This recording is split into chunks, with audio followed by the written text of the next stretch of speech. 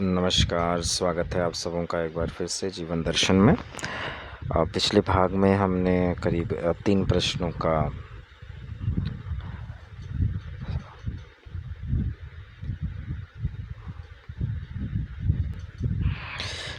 की समालोचना की थी। अब जल्दी से हम आगे बढ़ेंगे अपने अन्य प्रश्नों के साथ।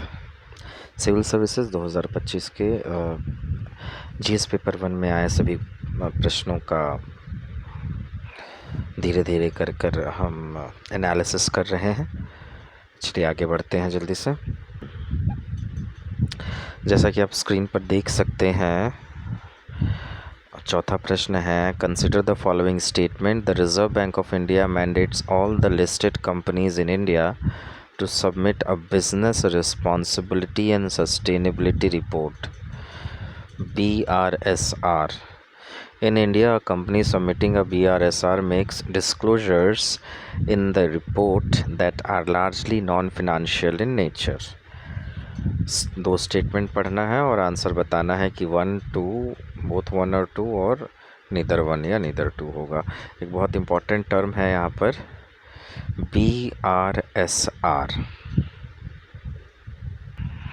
इसी को थोड़ा हिंदी में देखिए, अगर पढ़ें तो भारतीय रिजर्व बैंक भारत में सभी सूचीबद्ध कंपनियों को व्यावसायिक उत्तरदायित्व और स्थिरता रिपोर्ट अर्थात BRSR प्रस्तुत करने का अधिदेश करता है। दूसरा स्टेटमेंट कहता है कि भारत में व्यावसायिक उत्तरदायित्व और स्थिरता रिपोर्ट अर्थात BRSR प्रस्तुत करने वाली कोई कंपनी इस रिपोर्ट में उनका प्रकटन करती है जो मुख्यतः गैर वित्तीय स्वरूप के हैं। आइए इस पर जानने का प्रयास करेंगे। सबसे पहले हम प्रयास करेंगे ये जानने का कि BRSR का मतलब है क्या। Business responsibility and sustainability reporting. थोड़ा लंबा चौड़ा नाम है, क्षमा कीजिएगा। तो स्क्रीन पर आप देख ही सकते हैं कि ये भारत के जो भी कॉरपोरेट्स हैं उनके द्वारा सामाजिक और पर्यावरणीय गवर्नेंस के पहलुओं पर की गई गतिविधियों की रिपोर्टिंग का एक फ्रेमवर्क है। भारत के जो भी कॉरपोरेट्स यानी कि बड़ी बड़ी जो भी कंपनियां हैं, जैसे कि TCS है, एक्सेंचर है, विप्रो है, टाटा स्टील है, या फिर महिंद्रा है, बजाज है, जो भी रिलायंस है, बड़ी बड़ी कंपनियां हैं, कॉरपोरेट हैं। और इसका जो इसे लागू करने वाली संस्था फिर से कौन है? SEBI। सेबी। अगर मैंने आपको पिछली बार भी कहा था कि सेबी से रिलेटेड बहुत सारे क्वेश्चंस आते हैं, इसलिए सेबी के विषय में जानकारी रखना आवश्यक है। एग्जैक्टली है क्या BRSR? BRSR एक रिपोर्टिंग ढांचा है, एक तरह की रिपोर्टिंग का काम करता है ये, जो कि कंपनियों से अपेक्षा करता है कि वे यह बताएं कि उन्होंने पर्यावरण, सामाजिक उत्तरदायित्व और गवर्नेंस से संबंधित अपने कार्यों में क्या किया है एग्जैक्टली। ये रिपोर्ट कंपनी के सस्टेनेबिलिटी परफॉर्मेंस को पारदर्शी बनाने के लिए होती है। तो इसका देखिए ESG जो है उसमें पारदर्शिता लाना, जितने भी कंपनी है, एवं निवेशकों को ESG आधारित निवेश निर्णय लेने में मदद करना। इस रिपोर्टिंग के द्वारा कंपनियों को अपने सामाजिक और पर्यावरण से जो उनका उत्तरदायित्व है उसके प्रति जागरूक करना, ये मुख्य उद्देश्य है। आइए देखते हैं जल्दी से इसकी कानूनी स्थिति क्या है। देखिए 2021 से सेबी ने अनिवार्य क्या कर दिया है इसे, और BRR जो है, पहले जिसे BRR कहते थे उसे ही अपग्रेड करके BRSR बनाया गया है। जितनी भी टॉप 1000 लिस्टेड कंपनीज़ होती हैं उनके लिए 2023-24 के बाद से अनिवार्य कर दिया गया, टॉप 1000 ओनली। ठीक है, इसमें BRSR के जो 3 मुख्य खंड हैं वो जनरल डिस्क्लोजर, जिसमें कंपनी की profile, CSR policy, governance structure आदि रहते हैं। मैनेजमेंट और प्रोसेसिंग डिस्क्लोजर जो इसका है, प्रक्रिया डिस्क्लोजर, उसमें ESG की नीतियाँ, लक्ष्य और प्रक्रियाएं रहती हैं। और प्रिंसिपल वाइज परफॉर्मेंस डिस्क्लोजर में इसके 9 सिद्धांत रहते हैं। 9 सिद्धांत किसके? NGRBC के, जिसका पूरा नाम है national guidelines on responsible business conduct. इसके 9 मुख्य सिद्धांत हैं, जैसा कि आप स्क्रीन पर देख सकते हैं। ये 9 सिद्धांत: नैतिकता और पारदर्शिता, उत्पाद जीवन चक्र में स्थिरता, कर्मचारी कल्याण, हितधारकों से संवाद, मानवाधिकार, पर्यावरण संरक्षण, नीति निर्माण में भागीदारी, समावेशी विकास और उपभोक्ता अधिकार। ये 9 मुख्य बिंदु हैं जिस पर NGRBC आधारित है। तो BRSR कंपनियों के लिए केवल एक रिपोर्टिंग टूल नहीं है, ये निष्कर्ष निकलता है, यह उन्हें जिम्मेदारी, पारदर्शी और टिकाऊ बनाने की दिशा में एक बड़ा कदम है। एक तरीके से देखिए, ये आप रेगुलेट करने में आसानी होती है ना, आपको सारी कंपनीज़ के बारे में पता चलेगा कि वो किस तरह परफॉर्म कर रही है, एथिकली, नैतिक रूप से कितनी जागरूक हैं जो भी पर्टिकुलर कंपनियां हैं। ठीक है, अब वापस से प्रश्न पे आते हैं। तो देखिए, जो पहला स्टेटमेंट था, that the Reserve Bank of India mandates all the listed companies in India to submit a business responsibility and sustainability report.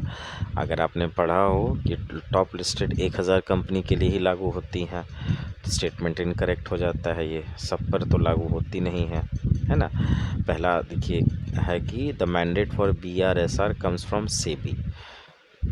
ये आता है किससे? सेबी के द्वारा। यहाँ क्या लिखा है? The Reserve Bank of India mandates, RBI के द्वारा। ये भी स्टेटमेंट गलत हो गया, 2 स्टेटमेंट गलत है।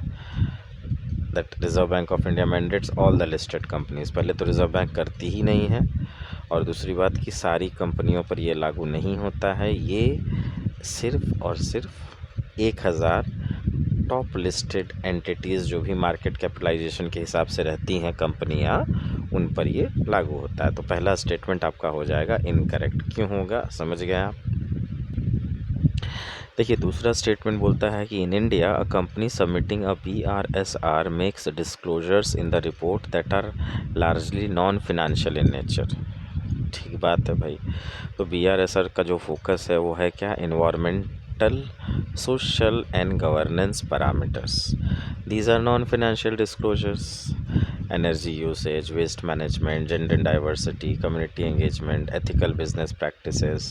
अगर आपको वो 9 पॉइंट्स ध्यान में हो तो जनरली ये नॉन फिनेंशियल ही डिस्क्लोजर्स होते हैं। तो ये स्टेटमेंट आपका सही है। तो इस प्रकार से अगर चौथे नंबर का आंसर देखा जाए तो ओनली बी ही जो है इसका राइट आंसर होना चाहिए। That is B, 2 only. Number 4 का आंसर होना चाहिए बी।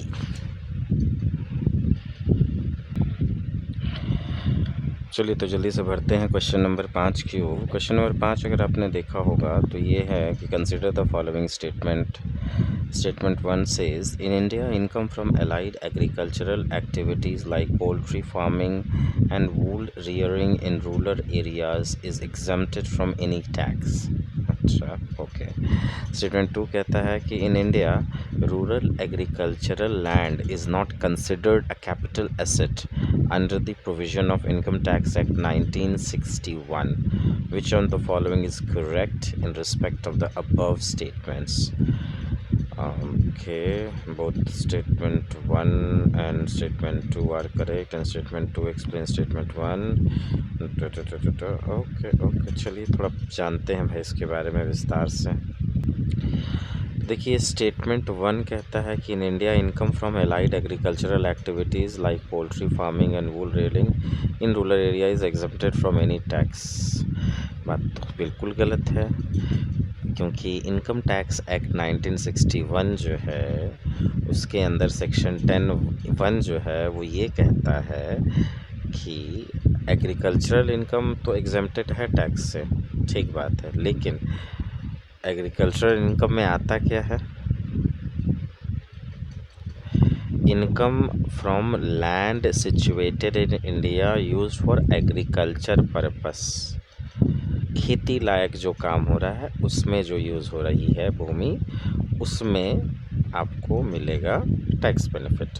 रेंट और रेवेन्यू फ्रॉम एग्रीकल्चरल लैंड, कृषि लायक भूमि से अगर आपको किराया मिल रहा है या रेवेन्यू जनरेशन हो रहा है, बटैया वगैरह पे दिए हुए हैं, बटैया ये बिहार तरफ लोग जानते होंगे, ये बटैया दे दिए हैं आप, तो उससे कुछ पैसा मिल रहा है, तो वो income from processing of agricultural produce to make it marketable. ठीक है, चलिए, income from processing of agricultural produce to make it marketable, बेचने लायक बनाते हैं, तो यहाँ तक तो ठीक है। हाउएवर, लेकिन allied agricultural activities such as, अगर इसमें आप poultry farming, wool rearing, dairy farming, bee keeping, मधुमक्खी वगैरह का छत्ता जो लगाते हैं ना, मधुमक्खी पालन जिसको बोलते हैं, तो ये सब जो है these are not treated as agricultural income, ये कृषि योग्य आय स्रोत में नहीं आता है, बल्कि दे आर कंसिडर्ड बिजनेस और commercial activities even if done in rural areas. समझ में आया? यानी कि ये व्यावसायिक माना जाएगा, कृषि नहीं, कृषि आय नहीं मानी जाएगी।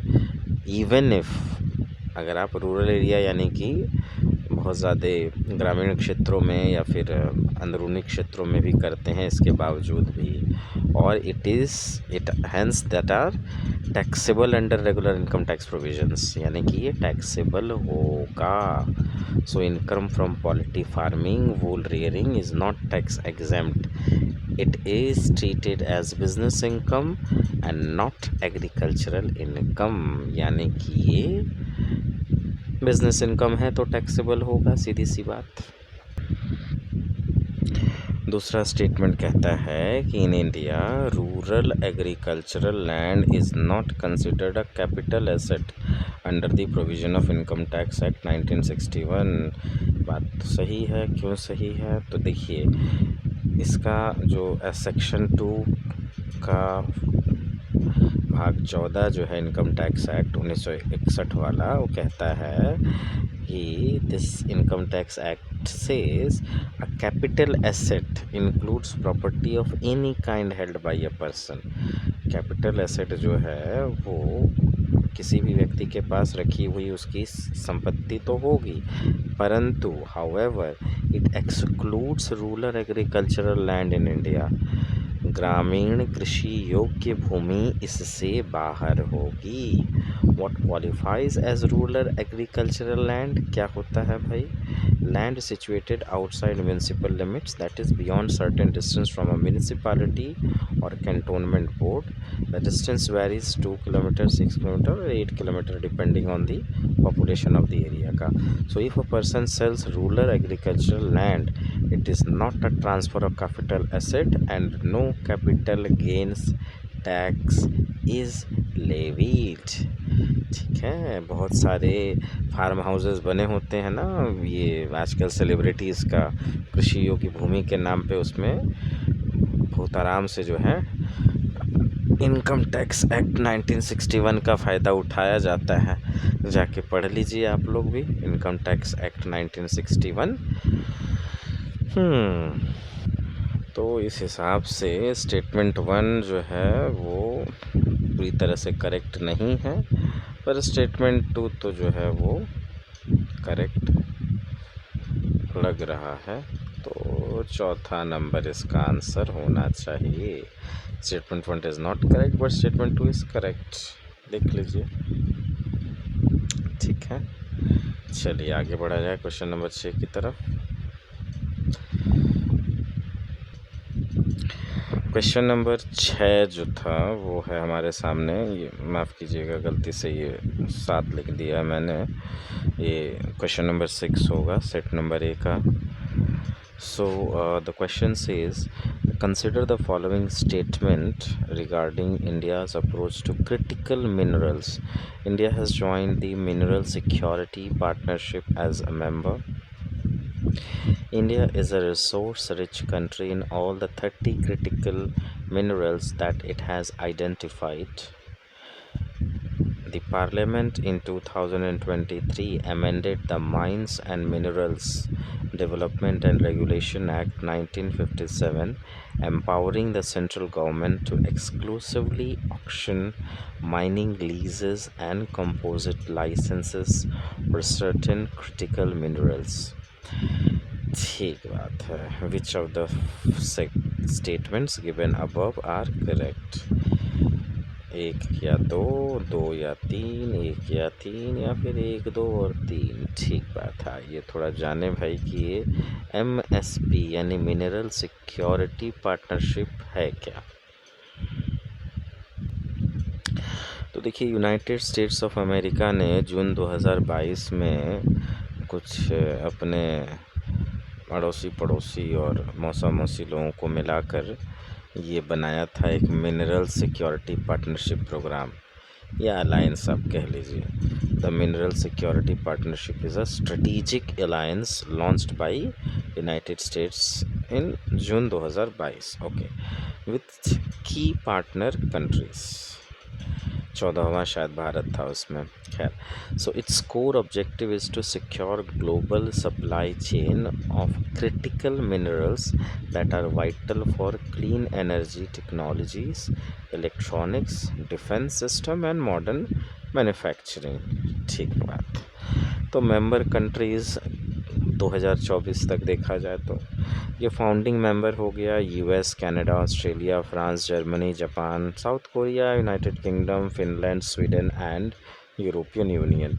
US, Canada, Australia, USA, Canada 2, Australia 3, France 4, Germany 5, Japan 6, south Korea 7, United kingdom 8, Finland 9, Sweden 10, European union 11. अच्छा, कुछ नए मेंबर्स आए 2023-24 में, जिसमें इंडिया है, इटली है, नॉर्वे है, जो बाद में ज्वाइन किए हैं. So India became 14th member in June 2023. अब देखिए, ख़ास चीज़ आपको स्क्रीन पे दिख रहा होगा, आज़ादी का Amrit Mahotsav, ministry of mines. ये 29 जुलाई 2024 को प्रेस रिलीज़ मिला था. तो देखिए, प्रेस रिलीज़ वगैरह भारत सरकार का पढ़ना क्यों ज़रूरी है. डायरेक्ट क्वेश्चन देखिए आया है. The central government has taken up several initiatives for promoting exploration and mining of critical minerals in the country. The Mines and Minerals Act 1957 has been amended in 2023 to empower central government to auction blocks in respect of 24 critical and strategic minerals. So far 14 blocks have been successfully auctioned. अच्छा, 14 block auction भी कर दिया गया. In order to promote exploration of critical and deep seated minerals. तो ये आप press release अभी भी होगी 29 जुलाई वाली, आप नेट पे सर्च मारिएगा, निकल जाएगा. बहुत ज़रूरी है प्रेस रिलीज़ पढ़ना. अब जल्दी जल्दी हम लोग ऑप्शन पे विचार करते हैं. तो देखिए, पहला स्टेटमेंट था कि India has join the mineral security partnership as a member. हाँ, एज अ मेंबर तो ज्वाइन किए ही हैं. 2023 में 14वां मेंबर तो हम ही लोग बने. तो इन June 2023 India officially join the mineral security partnership. ठीक, ये स्टेटमेंट ठीक है. अगला स्टेटमेंट है कि India is a resource rich country in all the 30 critical minerals that it has identified. बात तो सही नहीं है. India has identified 30 critical minerals vital for its economic and strategic interest. It is not resource rich in all of them. जैसे कि for instance India has 100% import dependency for minerals like lithium, cobalt and nickel, which are crucial for electric vehicles and renewable energy technologies. This heavy reliance on import poses challenge to India's energy transition goals. बताइए, आप ही सोचिए कि lithium, cobalt और निकल, जो कि electric vehicle में lithium ion battery का नाम सुने होंगे, उतना ही नहीं है लिथियम के लिए. 100% इम्पोर्ट डिपेंडेंसी है हमारी. और कहाँ से बनेगा भाई चमकदार भारत. खैर, नहीं जाते हैं डिटेल में. तो देखिए, 100% इम्पोर्ट डिपेंडेंसी है इसमें. तो अगर आप ये स्टेटमेंट है कि 30 क्रिटिकल मिनरल्स जो है इंडिया रिसोर्स रिच है, तो ऐसा नहीं है, वी आर डिपेंडेंट, और इसीलिए ये स्टेटमेंट गलत है। एक और तीसरा स्टेटमेंट था कि जो है पार्लियामेंट ने 2023 में एक अमेंडमेंट पास किया है जिसका नाम है mines and minerals development and regulation act 1957 and empowering the central government to exclusively auction mining leases and composite licence for certain critical minerals. आपने देख ही लिया कि 24 का लाइसेंस मिल ही गया, उसमें से भाई मतलब माफ़ कीजिएगा 2023 में पास हुआ और करीब 14 का ऑक्शन कर दिया गया था, जो इसमें पढ़े थे हम लोग अभी। So in 2023 the Indian Parliament amended the Mines and Minerals Development Regulation Act 57, granting the central government exclusive authority to auction mining leases and composite licenses for 24 specified critical minerals including lithium, cobalt and nickel। तो बात ये वाली सही है, चाहे तो आप इसका स्क्रीनशॉट ले सकते हैं, और इसी के साथ आंसर तो क्लियर हो ही गया। इसका आंसर होगा 1 and 3 only. Statement 1 and 3 are accurate, reflecting India's proactive steps in securing critical minerals resources through international collaboration and legislative reforms. However, Statement 2 गलत है, it's incorrect, क्योंकि as India continues to depend heavily on imports for several critical minerals, highlighting the need for strategic initiatives to enhance domestic capabilities। यानी कि भारत अभी भी पूरी तरह से डिपेंडेंट है, इसीलिए जो दूसरा वाला स्टेटमेंट है, India is a resource rich country in all the 30 critical minerals in that it has identified, no. तो 1 और 3 ठीक लग रहा है। तो उस हिसाब से तो देखिए आंसर होना चाहिए इसका कौन सा, सी होना चाहिए आंसर, है ना। इसका आंसर सी होगा, ये वाला। चल पढ़ते हैं 7वें प्रश्न की ओर। पढ़ते हैं प्रश्न फिर से इकोनॉमिक्स का। Consider the following statement. Statement 1 says as regards returns from an investment in a company, generally bondholders are considered to be relatively at lower risk than stockholders. Statement 2 says bondholders are lenders to a company whereas stockholders are its owners. Statement 3 says for repayment purpose bondholders are prioritized over stockholders by a company. Okay, so which one of the following is correct in respect of the above statement? 3 statement है, वो या तो option A बोल रहा है कि statement 2 and 3 are correct and both of them explain statement 1। ठीक, पहले थोड़ा तीनों स्टेटमेंट को समझा जाए कि कह क्या रहा है भाई। स्टेटमेंट 1 कहता है कि as regards returns from an investment in a company generally bond holders are considered to be relatively at lower risk than stock holders. Bond holder company को उधार देते हैं और उन्हें एक निश्चित ब्याज दर पर भुगतान मिलता है, ठीक बात। स्टॉक होल्डर्स क्या करते हैं, या शेयर होल्डर्स कंपनी में मालिकाना हक रखते हैं और उनका रिटर्न कंपनी के प्रदर्शन पर निर्भर करता है, इसलिए जोखिम भरा होता है।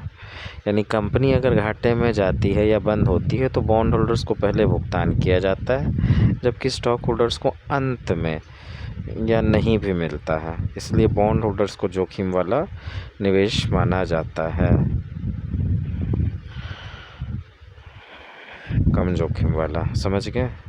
देखिए बॉन्ड आप लिए तो आपने कंपनी को दिया उधार, कंपनी मान लीजिए जाती है लाभ कमाती है, उसको इंटरेस्ट देना पड़ेगा आपको और एक फ़िक्स्ड इंटरेस्ट देना पड़ेगा आपको। एक पर्टिकुलर इंटरेस्ट है, कंपनी लाभ में जा रही है, आपको फ़िक्स्ड इंटरेस्ट मिलते रहेगा। ठीक, कंपनी डूब गई, घाटे में चली गई, डूब गई, बंद होने वाली है, नियम से पहले बॉन्ड होल्डर्स को पैसा भुगतान किया जाएगा। ठीक है, आपका जोखिम कम है, फिक्स्ड इंटरेस्ट रेट मिलेगा, ये भी याद रखिए। लेकिन आप अगर स्टॉक होल्डर हैं, शेयर होल्डर हैं, आप कंपनी के मालिक हो गए, मालिकाना हक मिला आपको। कंपनी का जो उसका रिटर्न के प्रदर्शन पर निर्भर करता है, जो भी कंपनी का रहेगा। रिस्क है, कंपनी ऊपर जाएगी पैसा आपको मिलेगा, शेयर आपका बढ़ेगा दाम, शेयर नीचे जाएगा आपका शेयर कम दाम घटेगा। कंपनी डूब गई, आप डूब गए, पूरा शेयर डूबा आपका। ठीक है, जोखिम किसका हुआ? जोखिम हुआ शेयर होल्डर का, बॉन्ड होल्डर का नहीं। बहुत सीधी सी बात, ठीक है। फिर से समझिए एक बार, लाल किया जाए इसको। तो as regards returns from an investment in a company, generally bond holders are considered to be relatively at lower risk. कौन है लोअर रिस्क पर? बॉन्ड होल्डर्स, है ना, लोअर रिस्क पर। बिल्कुल सही बात है। और किसके रिस्पेक्ट में? स्टॉक होल्डर्स के रिस्पेक्ट में। तो स्टेटमेंट सही है, ठीक है। चलिए आगे बढ़ते हैं। Bond holders are lenders to a company whereas stock holders are its owners. अपने आप में समझ में आ गया बिल्कुल। जब आप किसी कंपनी का बॉन्ड खरीदते हैं तो आप कंपनी को ऋण दे रहे हैं और आप उसके बदले ब्याज पा रहे हैं, तो आप लेंडर हैं, यानी कि ऋण देने वाले हैं। कब? जब आप बॉन्ड होल्डर्स हैं, ठीक है ना। लेकिन अगर यही, जाहिर बात है पीछे भी दिया था कि आप शेयर खरीदते हैं तो आप कंपनी में पाते हैं हिस्सेदारी। तो स्टॉक होल्डर जो होता है वो हिस्सेदारी का मतलब हो गया कि आप हैं ऑनर, ठीक है। तो बॉन्ड होल्डर उधारदाता क्रेडिटर होता है और स्टॉक होल्डर मालिक यानी कि ओनर होता है। सीधा सीधा प्रश्न, बड़ा ही आसान सा, समझ में आ ही गया होगा आपको। चलिए अगला स्टेटमेंट है, for repayment purpose bond holders are prioritize over stock holders by a company. सही बात है भाई, कंपनी अगर डूबेगी तो सबसे पहले बॉन्ड होल्डर को पैसा दिया जाएगा नियम के हिसाब से, प्रियोरिटाइज़ किया जाएगा, स्टॉक होल्डर को बाद में दिया जाएगा। कंपनी अगर बैंकरप्ट होती है या बंद होती है तो उसकी संपत्ति को बेचकर जो पैसा मिलेगा इसको मिलेगा, पहले बॉन्ड होल्डर्स को, ठीक है। उसके बाद यदि कुछ बचा जाता है तो फिर उनके शेयर होल्डर को या इक्विटी शेयर होल्डर्स को पैसा दिया जाएगा, ठीक है। तो बॉन्ड होल्डर्स को हमेशा प्रायोरिटी दी जाती है, ये ध्यान रखना बहुत आवश्यक है, ठीक है। चलिए तो इसमें ऑप्शन ए यानी both statement 2 and statement 3 are correct and both of them explain statement 1, ठीक। चाहे तो आप इसका स्क्रीनशॉट ले सकते हैं। बहुत ही आसान प्रश्न था ये। देखिए आसान इसलिए लग रहा है क्योंकि इस तरह से एक्सप्लेन किया जा रहा है। अगर आपको डीप नॉलेज है इकोनॉमिक्स का, पढ़ रहे हैं आप शेयर मार्केट और जो भी डे टू डे अपडेट्स आते रहती हैं, तब तो ठीक है। नहीं पढ़ रहे हैं तो बाबू हवा नहीं लगने वाला है फिर तो। चलिए आगे का चलते हैं अगले क्वेश्चन में। क्वेश्चन नंबर 8 पे बढ़ते हैं। माफ़ कीजिएगा ये 7 ही लिखा रह गया। 3 स्टेटमेंट दिया है, मैं फिर से पढ़ देता हूँ कि India accounts for a very large portion of all equity option contracts traded globally, thus exhibiting a great boom. India's stock market has grown rapidly in the recent past, even overtaking Hong Kong's at some point of time, I could say that. And there is a third option, or I can say the third statement, which says that there is no regulatory body either to warn the small investors about the risk of option। तो सीधे गलत है, से भी तो है ही, क्या बोला जाए, खैर। So there is no regulatory body either to warn the small investors about the risk of options trading or to act on unregistered financial advisors in the in this regard. तीसरा वाला ये कह रहा है कि जितने भी छोटे निवेशकों को या तो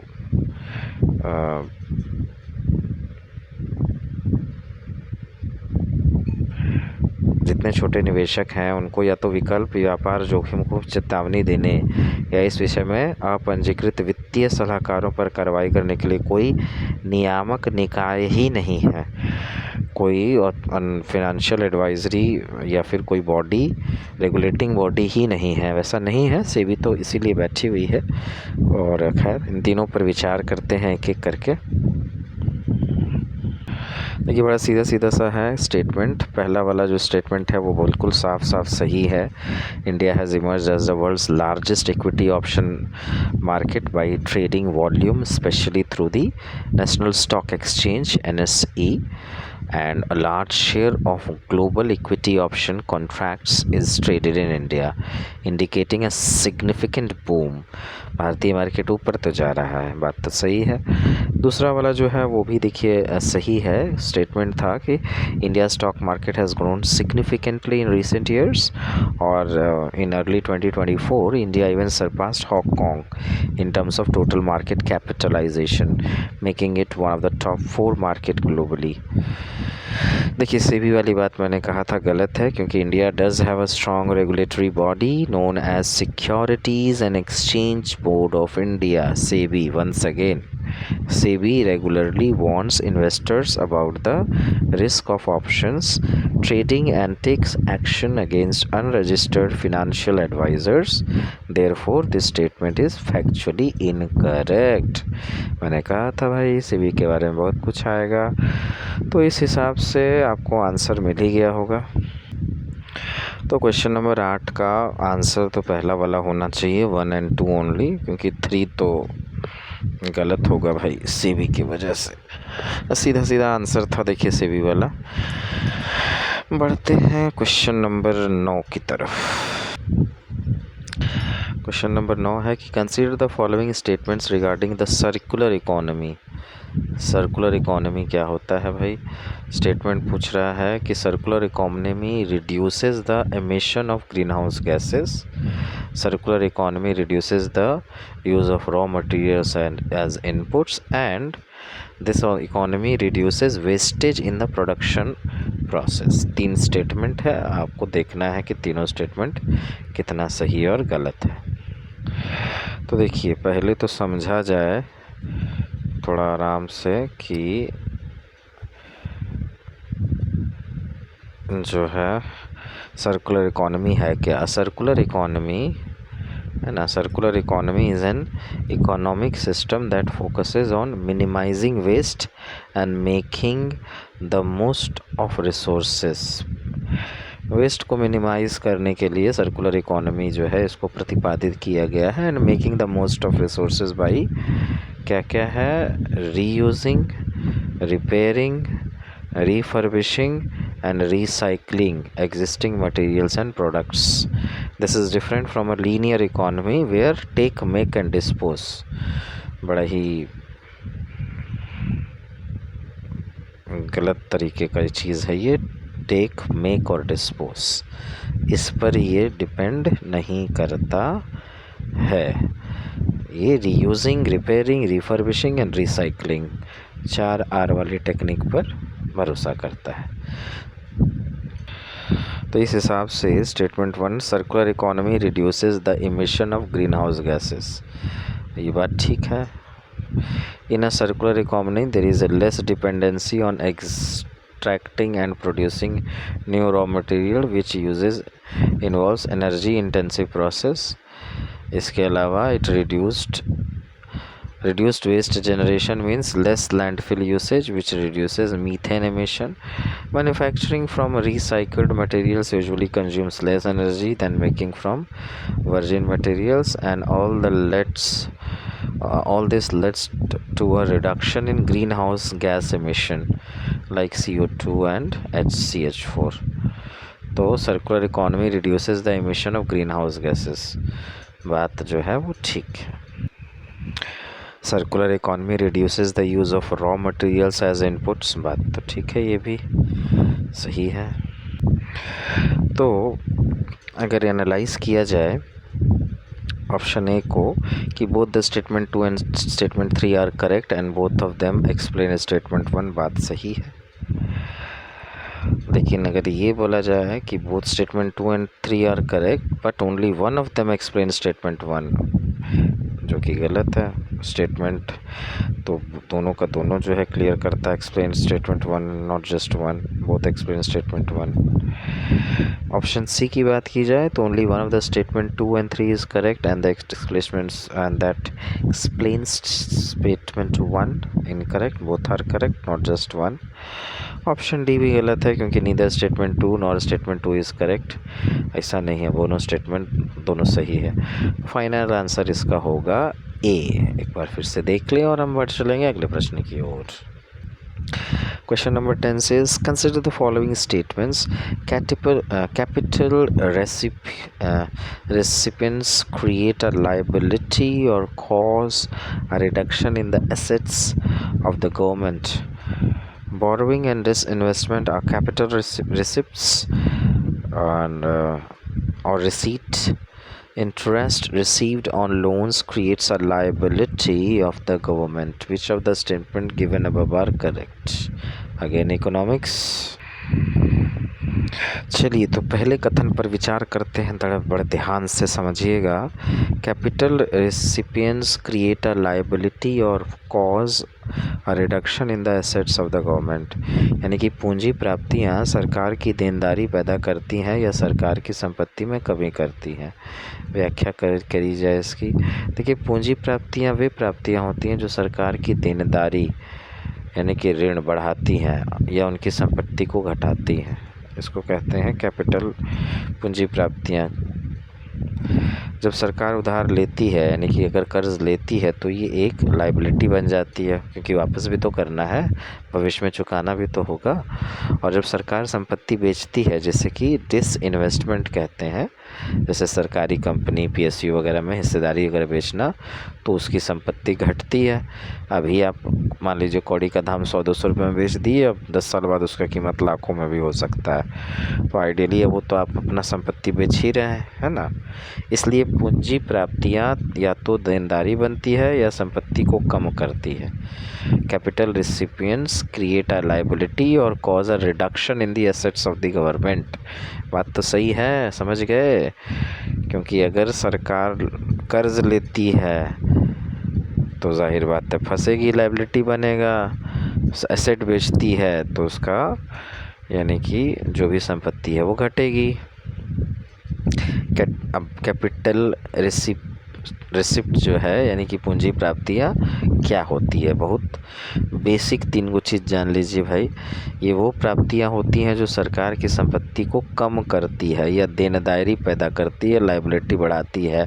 उधारी लेना, बोरोइंग, जब सरकार कर्ज लेती है, पैसा लेती है, कहीं से ले, वर्ल्ड बैंक से ले, इधर से ले, उधर से ले, जिससे भी ले, इट इज़ एन लायबिलिटी और इसलिए एक लायबिलिटी बन जाती है, वापस चुकाना पड़ेगा भविष्य में। Borrowing is always a liability.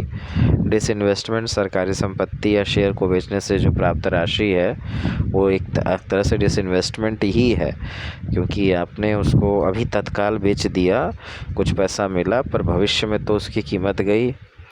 Recovery of loan, सरकार द्वारा पहले दी गई ऋण राशि की वसूली। आपने किसी को ऋण दिया और अब आपको तुरंत उसने पैसा वापस मिल गया, तो जो इंटरेस्ट बीच में मिल रहा था, राजस्व जो मिल रहा था, रेवेन्यू जो मिल रहा था, वो मिलेगा, ख़त्म हो जाएगा। सूदखोरी बाबू, सीधे समझो। जितना दिन तक आपका पैसा मार्केट में है जो आप दिए हैं तो फ़ायदा आपको। क्रेडिट कार्ड लीजिए, पैसा मत भरिए, बैंक को फ़ायदा होगा। चुपचाप से मिनिमम अमाउंट भरते रहिए, कभी ख़त्म ही नहीं होगा। और एक बार में पूरा का पूरा अमाउंट जो यूज़ किए क्रेडिट कार्ड का डाल दीजिए, 1% इंटरेस्ट नहीं लगेगा, बर्बाद हो जाएगी क्रेडिट कार्ड कंपनी। कुछ वही वाला चीज़ यहाँ है, ऋण वसूली, रिकवरी ऑफ लोन्स। एग्जैक्टली वैसा नहीं है पर काफ़ी मिलता जुलता है। समझिए कि सरकार द्वारा पहले से दी गई ऋण राशि की वसूली। रिकवरी ऑफ लोन हो गया तो भाई फिर आप कहाँ से इंटरेस्ट खाइएगा फिर उस पर। टाइप्स ऑफ कैपिटल रिसिप्ट्स देख उधारी बता ही दिए, रिसेंट इन्वेस्टमेंट बता ही दिए, उसमें मतलब कि चाहे तो आप स्क्रीनशॉट ले सकते हैं इसका। पीएसयू वगैरह जो है उसमें हिस्सेदारी जो बिकती है वो हो जाता है। ऋण वसूली भी आपको, ऋण वसूली में बस वही सेम चीज़ जो हम कहे थे आपको कि सार्वजनिक जब सरकारों ने जब सरकार ने राज्यों और सार्वजनिक संस्थाओं या एजेंसियों को ऋण दिया होता है और वह वापस मिल जाता है तो लोन आपकी घटती है। ठीक है, तो अब यहाँ दूसरा स्टेटमेंट है कि borrowing and disinvestment are capital receipts. तो है कि नहीं कैपिटल रिसिप्ट? भाई जाहिर बात है, बोरोइंग और डिसइन्वेस्टमेंट तो है ही कैपिटल रिसिप्ट। सरकार को कर्ज के रूप में जो भी उधार मिलता है उससे देनदारी बढ़ती है तो कैपिटल रिसिप्ट हुआ ही।